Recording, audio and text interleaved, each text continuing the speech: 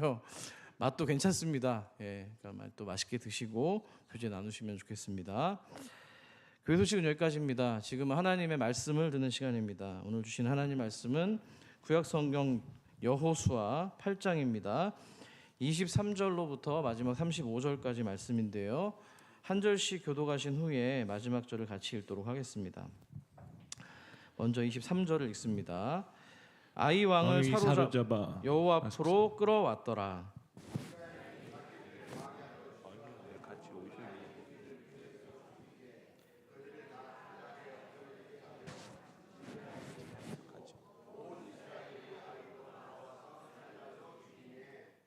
그날에 엎드려진 아이 사람들은 남녀가 모두 22,000명이라.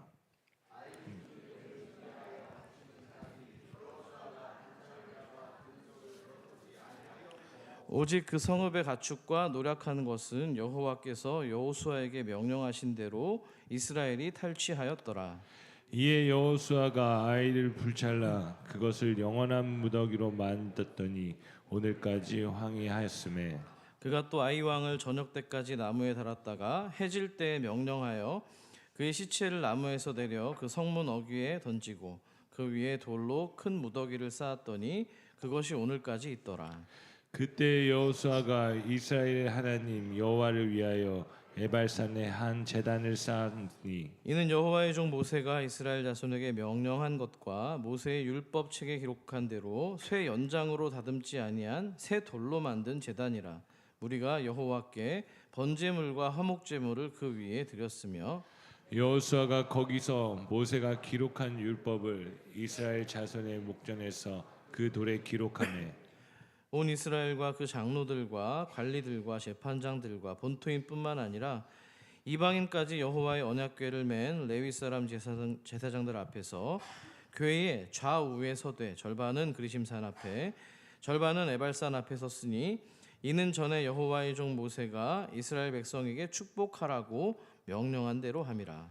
그 후에 여호수아가 율법책에 기록된 모든 것대로 축복과 저주하는 율법의 모든 말씀을 낭독하였으니 함께 읽습니다. 모세가 명령한 것은 여호수아가 이스라엘 온 회중과 여자들과 아이와 그들 중에 동행하는 거류민들 앞에서 낭독하지 아니한 말이 하나도 없었더라. 아멘.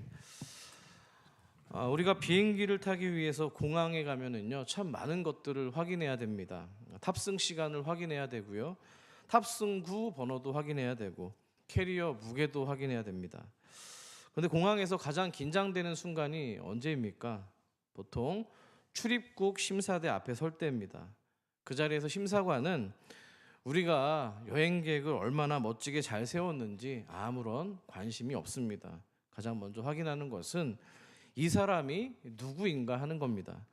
그래서 우리가 뭘 펼치죠? 여권을 펼칩니다.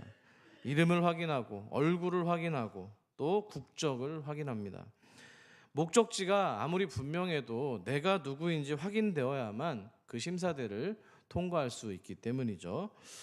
저는 여호수아 말씀을 묵상하면서 8장까지 왔는데요, 하나님께서 계속 똑같은 질문을 하고 계시고 또 계속해서 똑같은 질문에 대한 대답을 우리에게 요구하고 계시구나 좀 깨닫게 되었습니다. 그건 바로 너희는 누구냐, 너희는 어떤 백성이냐 하는 질문입니다. 다시 말해서 그 질문은 정체성에 관한 질문입니다. 그래서 저는 오늘 좀 여러분들에게 지금 또 8장까지 오면서 다 잊어버리셨을 것 같아서 제가 짤막짤막하게 하나님께서 어떤 정체성들을 우리에게 확인시켜 주셨는지를 잠깐 살펴보고 오늘 본문의 이야기로 들어가고자 합니다. 자, 그럼 하나님께서 이스라엘에게 어떤 정체성을 확인시켜 주셨을까요? 하나님께서는 이스라엘이 약속의 땅 가나안에 들어가기 전부터 그 정체성을 확인시켜 주십니다. 첫 번째, 요단강 앞에서인데요, 하나님은 언약궤를 앞세우고 백성들은 그 뒤를 따라가면서 강을 건너게 하셨습니다. 자, 그러니까 가나안에 들어가는 첫 걸음은 우리들의 어떤 능력의 걸음이 아니라 오히려 하나님을 의존하는 걸음이었다는 사실입니다. 자, 거기서 하나님은 이스라엘 백성들에게 너희는 길을 만드는 백성들이 아니라 내가 열어주는 길을 따라가는 길을 따라 걷는 백성이다라고 그들의 정체성을 알려주신 겁니다. 두 번째는 요단강을 건넌 뒤에 12개의 돌을 세워주셨습니다. 나중에 자녀들이 이 돌들이 무슨 뜻입니까? 라고 묻거들랑 하나님께서 요단강을 마르게 하시고 마른 땅을 건너가게 하셨다 전하라고 명령합니다. 즉 하나님은 이스라엘에게 너희는 은혜를 잊고 사는 백성이 아니라 은혜를 기억하고 다음 세대에 전하는 백성이다라고 그들의 정체성을 확인시켜 주신 겁니다. 세 번째, 길갈입니다. 무엇을 행했습니까? 할례를 행했습니다. 할례는 하나님께서 아브라함에게 주신 언약의 표지입니다. 남성의 생식기 포피를 베어냄으로써 너희는 세상 여러 민족 가운데 나에게 하나님께 속한 언약 백성이다. 이것을 몸으로 새기도록 하셨던 것이죠. 문제는 이 명령이 내려진 시점입니다. 적군이 눈앞에 보고 있는 상황에서 전열을 정비해도 모자랄 판에 오히려 아군의 전투력을 약화시키는 결정을 스스로 내린 겁니다. 어떤 정체성을 엿볼 수 있습니까? 하나님이 이스라엘에게 너희는 전쟁하는 군대이기 전에 언약으로 구별된 하나님 백성이다. 이것을 먼저 알려주신 겁니다. 그리고 나서 네 번째, 하나님은 이스라엘 백성들에게 유월절을 지키게 하십니다. 만나가 그친 뒤에 이제는 가나안 땅의 소산을 먹도록 하셨는데요. 광야에서는 하늘에서 내려주는 만나를 또 먹고 살았고 이제 가나안 땅에서는 땅이 배출한 열매를 통해서 살게 된 것이죠. 비록 먹는 방식은 바뀌었습니다만 그들의 정체성은 바뀌지 않았습니다. 둘 다 하나님이 먹이시는 백성이라는 사실이 달라지지 않았기 때문입니다. 아멘이십니까? 자, 그러니까 유월절을 통해서 하나님은 이스라엘 백성들에게 너희들의 환경이 바뀔지라도 여전히 너희들은 하나님이 공급하시는 것으로 살아가는 백성이다라고 정체성을 알려주신 겁니다. 다섯 번째, 여리고성 앞에서도 마찬가지입니다. 하나님은 이스라엘에게 성 주위를 돌라고 명령을 하시고요, 침묵하라 말씀하시고 또 당신께서 정한 날에 함성을 외치라고 명령하셨습니다. 그러니까 여리고성은 이스라엘의 군사력을 증명한 사건이 아니라 이스라엘의 순종을 보여준 사건입니다. 그 말은 하나님께서 이스라엘 백성들에게 너희는 칼과 전략으로 승리하는 백성이 아니라 하나님 말씀, 내 말씀에 순종함으로써 승리를 받는 백성이다. 정체성을 알려주신 겁니다. 그리고 이 여리고성의 헤렘 명령도 같은 맥락에 서 있습니다. 여섯 번째, 여리고는 가나안의 첫 성, 첫 열매 같은 성이었기 때문에 하나님께 온전히 바쳐져야 됐습니다. 헤렘이라고 말씀드렸죠. 하지만 그 자리에서 나중에 아간은 여리고의 전리품을 보고 탐냈습니다. 결국에는 자기 장막에 숨겼는데요. 하나님께 속한 백성이 하나님께 드려야 될 것을 자기 장막 밑에 감춘 겁니다. 그래서 아이성의 첫 번째 패배는 단순한 군사적인 패배가 아니라 이 정체성이 붕괴되었기 때문입니다. 이 사건을 통해서 하나님은 이스라엘에게 너희는 모든 것이 하나님께 속해 있음을 먼저 고백하는 백성이어야 된다. 정체성을 알려주셨습니다. 자, 그런데 하나님께서는 그 실패한 백성을 거기서 그냥 끝내버리지 않으십니다. 지난 시간이었죠. 하나님은 실패한 이스라엘과 여호수아에게 두려워 말라, 놀라지 말라, 군사를 다 거느리고 일어나서 아이성으로 올라가라, 그 땅과 성읍을 너에게 넘겨주었다고 말씀합니다. 대신 이번에는 이 이스라엘 백성들의 자기 확신으로 올라가게 하지 않으시고 말씀을 붙들고 다시 서도록 하신 겁니다. 자, 그러니까 하나님은 실패했던 아이성의 이스라엘 백성들을 세우셔서 너희는 실패로 끝나는 백성이 아니라 말씀으로 다시 세워지는 백성이다. 이렇게 정체성을 알려주신 겁니다. 자, 여기까지가 지난 시간 우리가 살펴본 흐름입니다. 하나님은 요단강 앞에서도 또 요단강을 건널 때도 길갈에서도 여리고에서도 그리고 지난 시간 아이성 앞에서도 계속해서 이스라엘의 정체성을 확인시켜주고 있는 겁니다. 아멘이시죠? 자, 요약이 좀 되셨습니까? 이 요약된 내용을 가지고 오늘 본문으로 들어가 보겠습니다. 자, 그렇다면 오늘 본문은 어떨까요? 오늘 본문에서도 하나님은 승리한 이스라엘 백성들에게 또다시 정체성을 확인시켜주는 장면이 나옵니다. 그러니까요. 우리가 자꾸만 하나님을 잊어버리니까, 하나님 안에서, 그리스도 안에서 우리를 잊어버리니까 자꾸만 반복하시는 거예요. 그만큼 우리가 잘 잊으니까요. 그러니까 여러분, 목사님 또 정체성? 너무 진부한 얘기 아니야, 이렇게 생각하시면 안 됩니다. 하나님이 왜 자꾸만 똑같은 질문을 여러분에 하고 있는지를 한번 나에게 주는 말씀으로 드시길 소망합니다. 자, 그래서 정체성을 확인시켜주는 장면 26절 화면을 통해서 같이 한번 읽어주십시오. 시작. 아이 주민들을 진멸하여 바치기까지 여호수아가 단창을 잡아 든 손을 거두지 아니하였고. 아멘. 자, 이 장면은 여호수아가 자기 힘을 과시했다는 내용이 아닙니다. 앞서서 지난 시간 18절을 보시면은 하나님이 여호수아에게 너의 손에 잡은 단창을 들어서 아이를 가르켜라. 내가 이 성읍을 너 손에 넘겨주었다라고 말씀합니다. 그러니까 여호수아가 그 여호와의 말씀을 붙들고 있었던 겁니다. 그러니까 여호수아는 시작도 말씀으로, 과정도 말씀으로, 결과도 말씀 앞에서 확인하는 사람이었다는 겁니다. 여기서 여호수아의 정체성이 드러나는데요. 그는 자기 전략을 자랑하는 그런 리더가 아니고요. 하나님의 말씀을 끝까지 붙드는 종이었다는 사실입니다.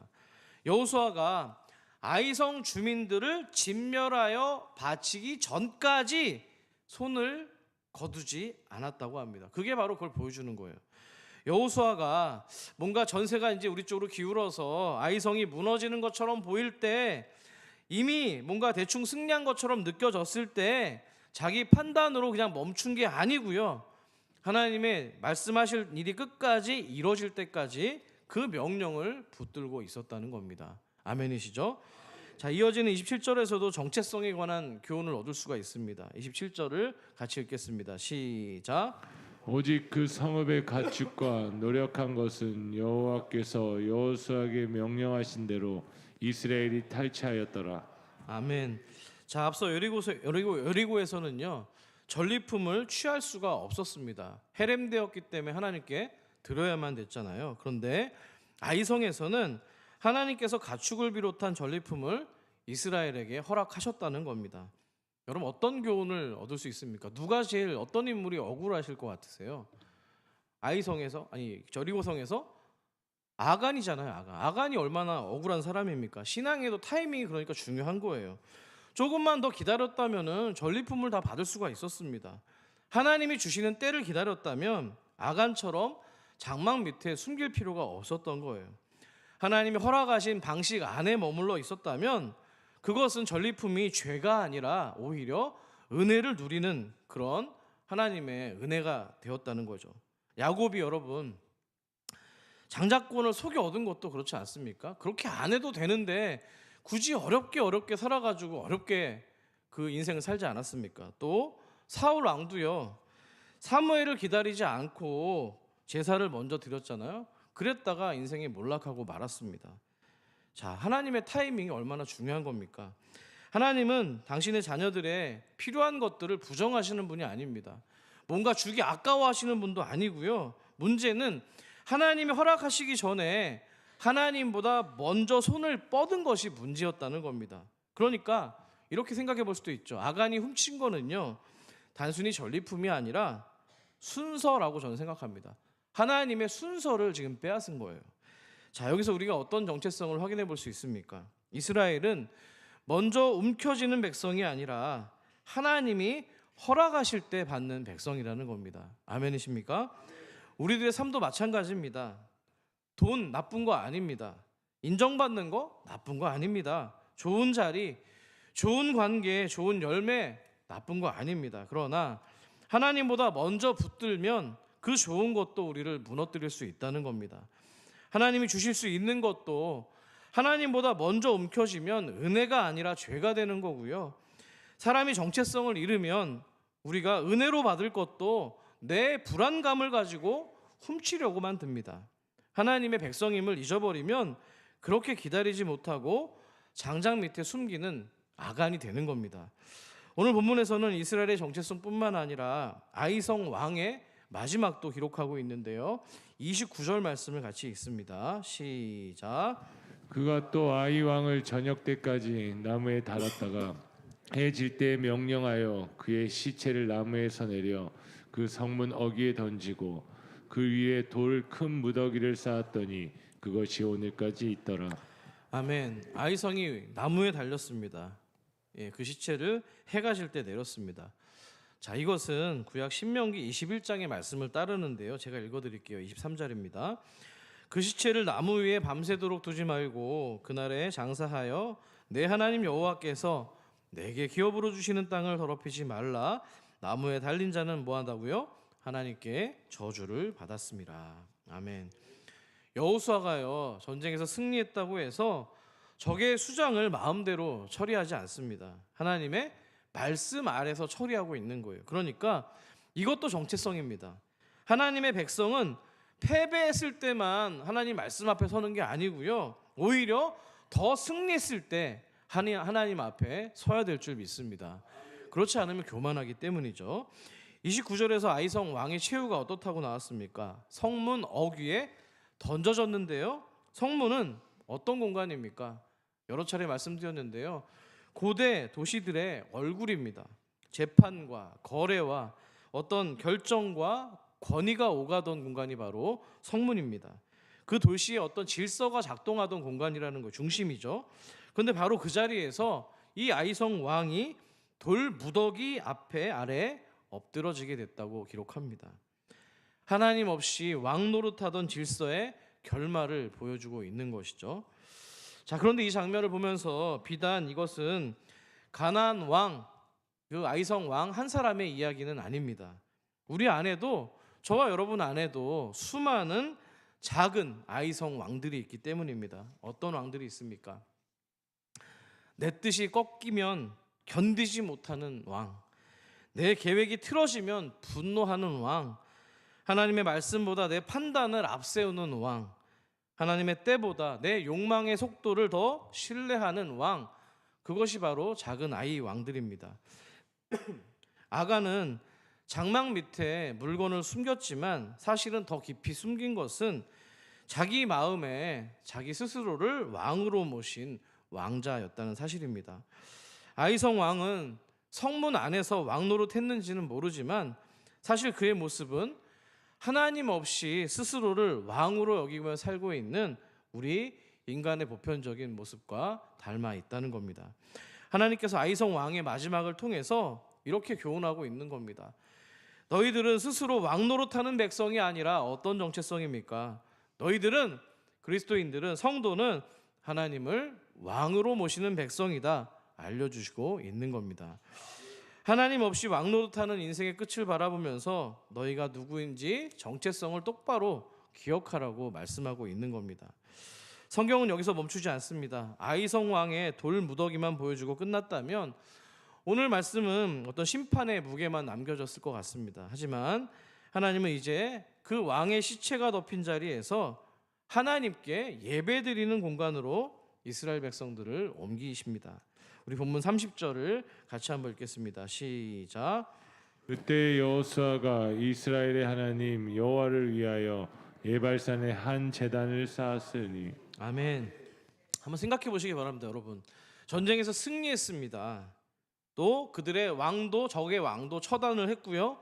전리품도 아주 넉넉하게 얻었습니다. 사람 심리가 그렇지 않습니까? 이 좋은 어떤 승리의 기운을 계속해서 좀 이어가고 싶은데 이런 말 있잖아요. 물 들어올 때 뭐 하라고요? 노젓는다고 말합니다. 실패했던 자리에서 이제 승리를 경험했으니까 좀 뭔가 더 회복의 속도를 더 내야 될 것 같습니다. 다른 또 이제 성을 또 점령하러 가는 게 맞을 것 같은데 여호수아는 그렇지 않았다는 겁니다. 근데 여호수아를 읽다 보면요, 맥이 빠질 때가 있어요. 뭔가 으쌰해가지고 이겨서 뭐 가려고 그러면 또 멈추고 돌아가고 뭐 이런 장면이 나오잖아요. 오늘도 어김없이 또 그런 장면입니다. 어디로 갔다고 기록합니까? 에발산으로 갔다고 합니다. 왜 에발산입니까? 그림 한번 보여주실까요? 에발산은요, 제가 이 사진은 여러 번 보여드린 적이 있습니다. 제가 십자가를 말하면서 저걸 설명드린 적이 있는데 오늘 그건 아니고요. 에발산은 그리심산과 마주보고 있는 산입니다. 근데 그 사이에 중요한 도시가 있습니다. 어디 뭐가 있다고 기록되어 있죠? 세겜 땅이 있습니다. 자, 그러니까 여호수아가 에발산으로 갔다는 거는요, 그냥 산 하나를 찾아간 게 아니라 이스라엘의 역사 속에서 오래된 신앙의 어떤 흔적이 남아있는 자리로 이동을 한 거예요. 왜요? 정체성을 확인하기 위함입니다. 자, 그러면 어떤 신앙의 기억이 저 장소에 기록되어 있는지 한번 세 가지 정도만 확인해 보도록 하겠습니다. 먼저 창세기 12장 6절 7절 말씀입니다. 제가 줄여드렸는데 한번 읽겠습니다. 시작. 아브라함이 그 땅을 지나 세겜 땅 모래 상수인함에 이르니 여호와께서 아브라함에게 나타나 내가 이 땅을 내 자손에게 주리라. 자기에게 나타나신 여호와께 그가 그곳에서 제단을 쌓고. 아멘. 아브라함입니다. 가나안 땅에서 하나님이 그에게 약속을 하시죠. 내가 이 땅을 너의 자손에게 주겠노라 약속을 했을 때 아브라함은 그 약속을 언약으로 받아들이고 그 자리에 뭘 세웁니까? 제단을 세웠습니다. 그러니까 세겜 땅은요, 땅보다 먼저 말씀이 있었던 자리고요, 내가 먼저 갖기 전에 소유보다 먼저 예배가 있었다는 자리입니다. 이스라엘이 약속으로 시작된 백성이라는 그 정체성이 새겨진 곳이 바로 세겜 땅이라는 것이죠. 두 번째로 창세기 33장 18절 20절 말씀인데요. 같이 읽겠습니다. 시작. 야곱이 밧단 아람에서부터 평안히 가나안 땅 세겜 성에 이르러 그 성읍 앞에 장막을 치고 그가 장막을 친 밭을 베크시타에 샀으며 거기에 제단을 쌓고 그 이름을 엘렐로헤 이스라엘이라 불렀더라. 아멘. 야곱이 삼촌 라반의 집에서 모진 고생을 다 겪은 다음에 다시 가나안 땅으로 돌아왔을 때 세겜 땅에 이르렀는데요. 장막을 치고 뭘 쌓았다고 기록되어 있죠?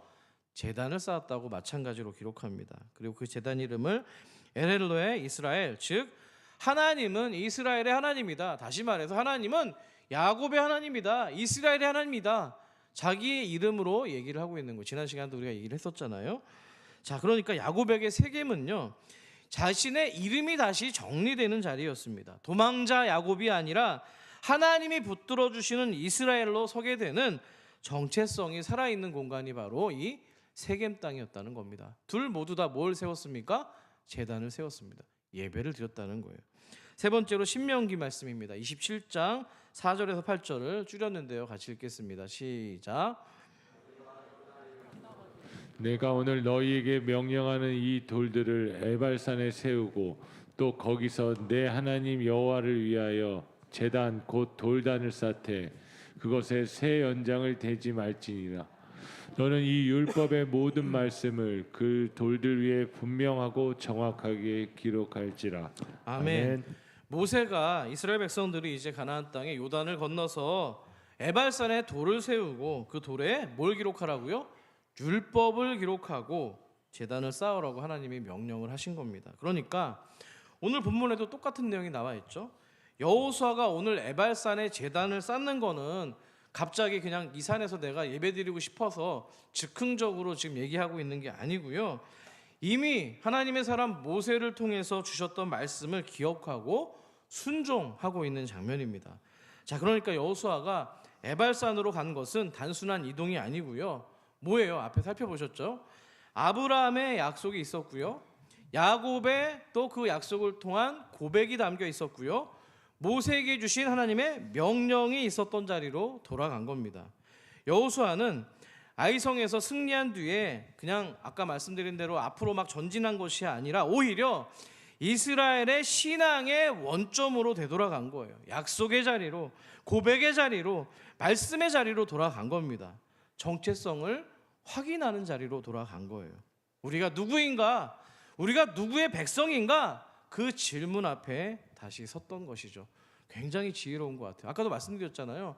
우리는 뭔가 잘 되면 이 땅에서 그냥 계속 전진하고 싶은데 앞서서 계속 하나님이 멈춰 세우시고 뭔가 약속을 하시고 할례를 하고 뭐 돌단을 세우고 이런 장면들을 겪어왔잖아요. 그러다 보니까 아마도 여호수아에게 이런 지혜가 생긴 거, 하나 지혜를 주셨다고 저는 생각합니다. 혹시 여러분들에게 어떤 일을 감당할 때 잘 되든 안 되든 여러분 우리가 어떤 상황이 끝났을 때 이렇게 돌아가서 처음의 자리에서 말씀의 자리에서 서시는 은혜가 있기를 간절히 축원합니다. 자, 하나님의 백성은요 이렇게 영적인 귀소 본능이 있어야 되는 거예요. 한번 따라해 볼까요? 영적인 귀소 본능. 연어가 고향으로 돌아오잖아요. 똑같은 거예요. 일이 잘 풀렸을 때 더 멀리 가고 더 많은 것들을 수확하는 거, 이건 자칫 위험할 수 있습니다. 하나님의 백성은 승리한 뒤에도 다시 말씀의 자리로 돌아가야 됩니다. 은혜의 원점으로 돌아가야 될 줄 믿습니다.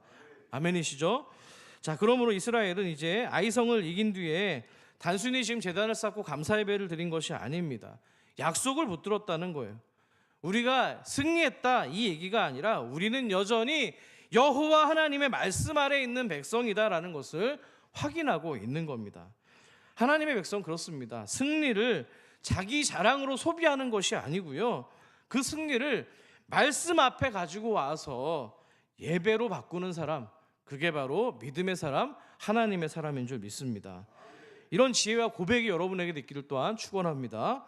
자, 그런데 오늘 눈여겨볼 장면은요, 제단이 세워진 장소입니다. 무슨 산이라고 아까 말씀했습니까? 에발산입니다. 신명기 27장을 보시면은요, 기억하십니까? 축복하는 장면이 나오고요, 어느 산에서는 축복하고 어느 산에서는 저주하라고 이야기합니다. 축복하라고 한 산이 어느 산입니까? 그로 시작하는데요, 그리심산입니다. 저주하라고 한 산이 어디요? 오늘 본문에 나와 있는 에발산입니다.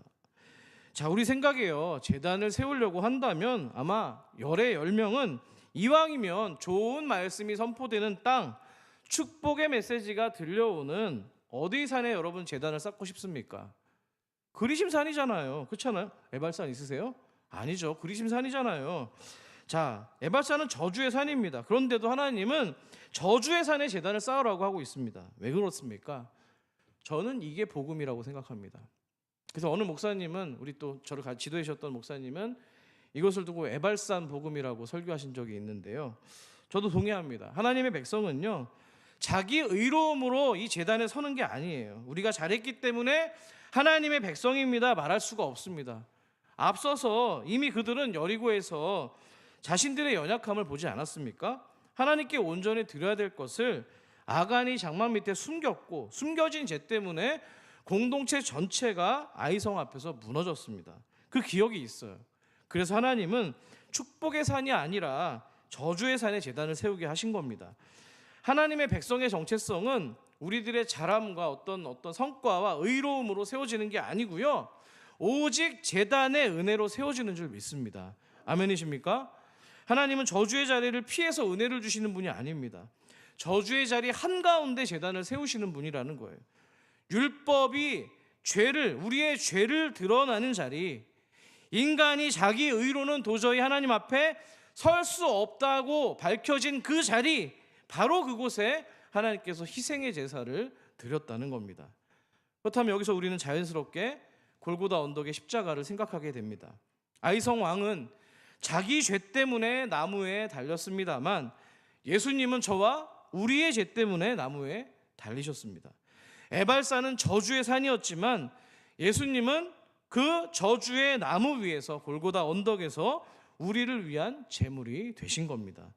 그렇기 때문에 우리의 정체성은 우리의 승리나 성취에 있는 것이 아니고요, 여러분의 성과에 있는 것도 아니고요, 오직 예수 그리스도의 십자가에서 우리의 정체성이 있는 줄 믿습니다. 우리가 잘해서 하나님 백성이 된 게 아니라는 거예요. 은혜로 하나님의 백성이 된 줄 믿습니다.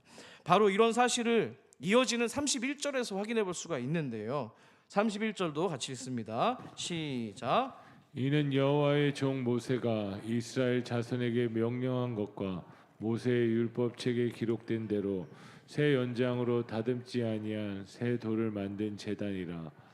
우리가 여호와께 번제물과 화목제물을 그 위에 드렸으며. 아멘. 자, 좀 전까지 여러분 한번 입체적으로 생각을 해보세요. 이스라엘 백성들이 전쟁을 지금 치르고 나온 상황입니다. 손에는 뭐가 들려 있었을까요, 여러분? 상식적으로 전쟁을 치르고 왔다고 뭐가 들려 있었을까요? 그렇죠? 무기가 들려 있었겠죠. 창이든 검이든 뭐 이런 게 들려 있지 않았겠습니까? 뭘로 만들었습니까? 쇠붙이로 만들었습니다. 자, 성을 무너뜨리는 무기가 있었을 겁니다. 그런데 제단 앞에서는, 그 제단의 앞에서는 쇠를 내려놓으라고 이야기합니다. 전쟁의 도구로서 쇠가 성을 무너뜨릴 수 있을지는 모르지만 하나님께 나아가는 제단은 세울 수가 없다는 겁니다. 승리를 칼로 얻을 수 있는 것처럼 보일 수 있지만 예배는 칼로 만들 수 없다는 겁니다. 아멘이십니까? 인간의 그런 어떤 무력이 눈앞의 문제를 당장 해결할 수 있는 것처럼 보이지만 하나님께 나아가는 길은 열 수가 없다는 겁니다. 하나님께 나아가는 길은 우리 힘이 아니라 우리가 뭔가 칼로 다듬어서 가는 것이 아니라 하나님의 은혜로 열어주는 길이기 때문입니다. 그렇기 때문에 하나님 오늘 돌은 돌인데 어떤 돌이라고 얘기합니까? 다듬지 않은 돌입니다. 다듬었다는 건 사람의 손이 탔다는 거잖아요. 모양을 갖추고 보기 좋게 깎아낸 돌입니다. 그런데 하나님께서는 당신께 나아올 때 그런 사람의 솜씨를 자랑하는 자리가 아니라고 말씀하고 있는 거예요. 그런데도 불구하고 우리는 어떻습니까? 하나님 앞에 나올 때 자꾸만 자기 자신을 다듬고 싶어 합니다. 모양을 꾸미지 말라는 얘기가 아니고요. 괜찮은 사람인 것처럼, 믿음이 좋은 것처럼, 상처 없는 것처럼 그 앞에 나오지 말라는 겁니다. 하나님은 우리가 만들어 놓은 그런 반듯한 모양 때문에 우리를 받아주시는 분이 아니라는 거예요. 아직 다듬지 않은 돌덩이 같아도 아직 거칠고 모가 나고 상처가 남아있는 우리들을 은혜의 제단 앞으로 불러주시는 겁니다. 아멘이십니까? 그러니까 이 하나님이 세운 제단은요, 완성된 사람이 자신의 성과나 자신의 의로움을 드러내는 자리가 아니라 무너진 사람이 하나님의 은혜로 다시 세워주는 공간임을 밝혀주고 있는 겁니다. 여러분, 그리고 나서 여호수아가 어떤 행동을 취했을까요? 32절을 같이 읽어보죠. 시작. 거기서 모세가 기록한 율법을 이스라엘 자손의 목전에서 그 돌에 기록하며. 아멘. 돌덩이에다 뭘 기록했다고 돼 있어요? 모세의 율법, 즉 하나님 말씀을 지금 기록하고 있는 겁니다. 고대 왕들의 여러분들 유물들을 보시게 되면 어떻습니까?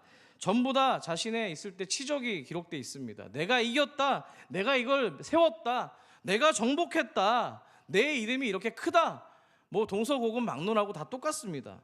그런데 여호수아는 지금 자기 이름을 세우지 않았고요, 어떤 아이성의 승전에 대한 어떤 기록도 남기지 않았습니다. 전리품의 목록도 남기지 않았고요, 그저 돌 위에 뭐만 새긴 거예요? 하나님 말씀만 새기고 있습니다. 세상과 마찬가지로 승전비, 자신의 승전비를 세우는 게 아니라 하나님의 말씀을 새겼습니다. 세상은 승리하면 자기 이름을 남기려고도 합니다. 하지만 하나님 백성은 승리 뒤에 하나님 말씀 앞에 서는 겁니다. 아멘이십니까? 하나님 말씀 앞에 서시기를 바랍니다. 여러분, 왜냐하면 우리는 승리로 정의되는 백성이 아니라 뭐예요? 하나님의 말씀으로 정의되는 백성이기 때문입니다. 그래서 오늘 본문 마지막은요, 온 회중이 말씀 앞에 서는 장면으로 끝나는데요, 마지막으로 우리 33절, 34절 화면을 통해서 같이 힘차게 읽겠습니다. 시작. 온 이스라엘과 그 장로들과 관리들과 재판장들과 본토인뿐 아니라 이방인까지 여호와의 언약궤를 맨 레위 사람 제사장들 앞에서 궤의 좌우에 서되 절반은 그리심 산 앞에 절반은 에발산 앞에 섰으니 이는 전에 여호와의 종 모세가 이스라엘 백성에게 축복하라고 명령한 대로 함이라. 그 외에 여호수아가 율법책에 기록된 모든 것대로 축복과 저주하는 율법의 모든 말씀을 낭독하였으니. 아멘. 자, 온 회중이 말씀 앞에 섰습니다. 예외가 없어요. 장로, 관리, 재판장, 제사장, 레위 사람, 본토인뿐만 아니라 거류민들까지도, 여자들, 또 아이들까지도 모두 말씀을 들었다는 겁니다. 제외되는 사람이 없는 거예요. 근데 여호수아가 이걸 이 말씀을 또 이렇게 읽을 때, 율법을 읽을 때 축복만 하지 않았다는 겁니다. 저주의 말씀도 낭독을 했다는 거예요. 마지막 35절을 보니까는 낭독하지 아니한 말이 하나도 없다고 기록합니다. 하나님의 백성은 마음에 드는 말만 취사선택해서 골라드는 사람이 아니라는 거예요. 말씀 전체 아래 서는 사람, 그 말씀이 어떤 말씀이든지 간에 하나님 말씀이면 그 앞에 서는 게 바로 하나님 백성이라는 겁니다. 오늘 본문은요, 아이성의 승리로 끝나지 않습니다. 말씀 앞에 선 백성으로 끝납니다. 칼이 부딪히는 채로 전쟁의 승리로 끝나지 않고요, 율법을 낭독하는 것으로 끝납니다. 전리품을 가져서 서로가 막 으쌰으쌰하고 기분 좋은 어떤 장면으로 끝나는 게 아니고요, 하나님의 말씀, 언약을 갱신하는 것으로 끝이 나고 있습니다. 내 이름을 내는 것으로 끝나는 게 아니라 하나님의 말씀으로 끝나고 있다는 겁니다. 말씀을 맺습니다. 어제 교우들과 국내 선교 여행으로 옛 백제의 수도였던 공주를 다녀왔습니다. 앞으로도 몇 번 더 그런 얘기들을 제가 나눌 텐데요. 그곳에 감리교 선교사님들이 복음을 전하고요, 학교를 세우고 병든 아이들을 돌보고 가난한 아이들을 먹이고 가르치면서 한 지역을 얼마나 깊이 섬겼는지 눈으로 확인하고 돌아왔습니다. 우리 박 장로님 공주신데 같이 가셨으면 되게 좋았을 것 같아요. 다음에 꼭 한번 같이 가면 좋겠습니다. 많은 이야기와 감동이 있었지만 우리 성도님들에게 공통적으로 오래 마음에 남는 장면이 있을 겁니다. 바로 어느 선교사님의 그 무덤에 있는 비석인데 한번 화면을 주실까요? 뭐 자세히 나와진 않을 거예요. 자, 이 영어 이름은, 이 선교사님의 이름은 앨리스 해먼드 샤프이고요. 한국명으로는 사에리시라고 하는 이름입니다. 사랑의 이치를 도리를 뭐 전해라 뭐 이런 건데요. 근데 이 그녀의 묘비 아래에는요 시신이 묻혀 있지 않습니다. 보통 이 양화진에 보면은 선교사님들의 무덤이 이렇게 있잖아요. 보통 이제 유해가 거기 있는데 이 선교사님 사에리시 선교사님의 유해는 미국에서 모셔오지 못했습니다. 왜냐하면 자녀가 없어가지고 모셔오는데 좀 행정적인 어려움이 있었던 것이죠. 자, 공주에 있는 것은 그러니까 저것은 시신을 품은 무덤이라기보다는 그분의 삶과 복음의 흔적을 기억하게 하는 돌 비석에 가깝습니다. 자, 이 묘비의 돌이 저에게 이런 질문을 주는 것 같았습니다. 몸은 여기에 없는데 왜 이분의 이름은 아직 이 땅에서 기억되고 있는 것인가? 무엇이 한 사람의 생애를 이렇게 죽음 이후에도 우리에게 뭔가 메시지를 던져주고 있는가? 무엇이 한 사람을 자기 이름이 아니라 복음의 이름으로 남게 하고 있는가 하는 질문이었습니다. 사이리시 선교사님의 남편은 로버트 샤프 선교사님이신데요. 함께 조선 땅을 섬겼습니다. 안타깝게도 두 분이 결혼한 지 3년이 되지 않아서 남편이 복음을 전하다가 풍토병에 걸려서 세상을 떠나고 맙니다. 당시 나이가 34살이었습니다. 자, 그래서 아내분이 우리 사이리시 선교사님이 고국으로 돌아가는데요. 2년 만에 다시 돌아왔어요. 근데 어떤 고백을 했을까요? 저 묘비에도 있는 말인데요. 제가 읽어드리죠. 고난이 크고 잃은 것이 많지만 하나님께서 선한 길로 인도하실 것을 믿고 두려워하지 말아야 한다. 아직 나에게는 사명이 남아있기 때문이다. 쉽지 않은 일입니다. 신혼의 기쁨이 채 깊어지기도 전에 남편을 땅에 묻었습니다. 그 땅이 자기 고향도 아니고 언어도 다르고 문화도 다르고 기후도 음식도 다른 그런 이방 땅이었습니다. 돌아가도 이상할 게 없습니다. 돌아간다고 해서 그 선교사님을 나무랄 사람 아무도 없습니다. 그런데 다시 돌아왔습니다. 왜입니까? 그녀가 자신의 삶을 바라보는 정체성이 달랐기 때문입니다. 그녀는 자기 인생을 잘 먹고 잘 살고 그냥 나이스하게 사는 것으로 설명하는 사람이 아니었다는 거예요. 자기 행복만으로 부르심받은 사람이 아니라 복음에 붙들린 사람, 그것이 바로 이 사이리시 선교사님의 정체성이었다는 겁니다. 남편을 잃은 아픔에도 불구하고 돌아와서요, 이 땅의 아이들을 품었습니다. 학교를 세우고 여학생들을 가르치고. 이분이 누구를 키워냈는지 아세요? 여러분이 잘 알고 계시는 3.1운동의 또 주역인 유관순 열사를 이분이 가르치셨던 거예요. 한 사람의 순종이 어마어마한 거죠. 저와 여러분이 이 한 사람의 순종이 있으시길 축원합니다.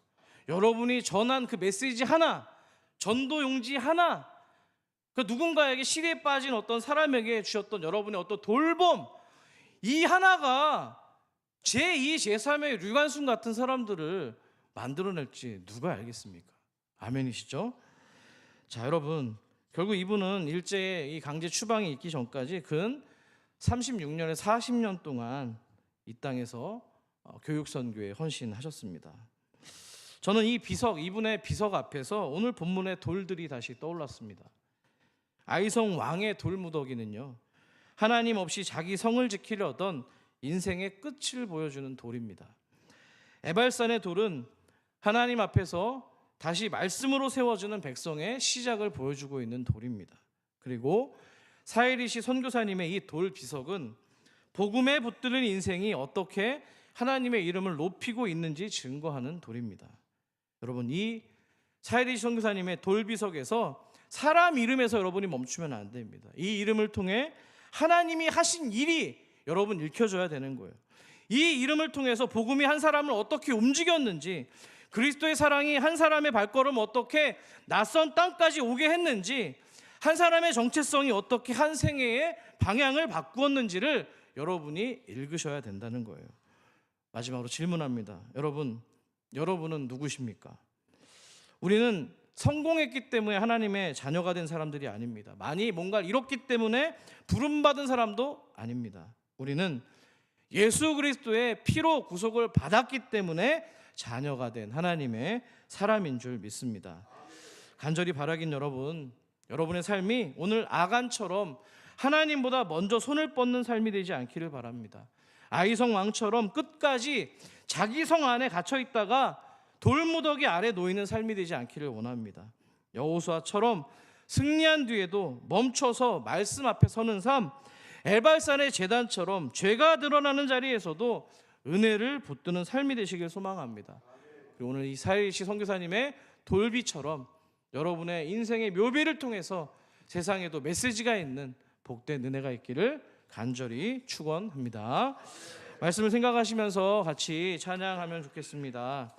자, 오늘 부를 이 찬양은요, 우리 선교 여행을 갔던 우리 권사님들과 또 우리 교역자와 더불어서 또 지도하시는 이 강사 목사님의 또 설명을 들으면서 그 묘비 앞에서 함께 울며 불렀던 찬양입니다. 저도 이 찬송가를 부르면서 이렇게 마음이 뜨거웠던 적이 없었던 것 같습니다. 선교사님의 모습을 생각하시면서 함께 찬양하겠습니다.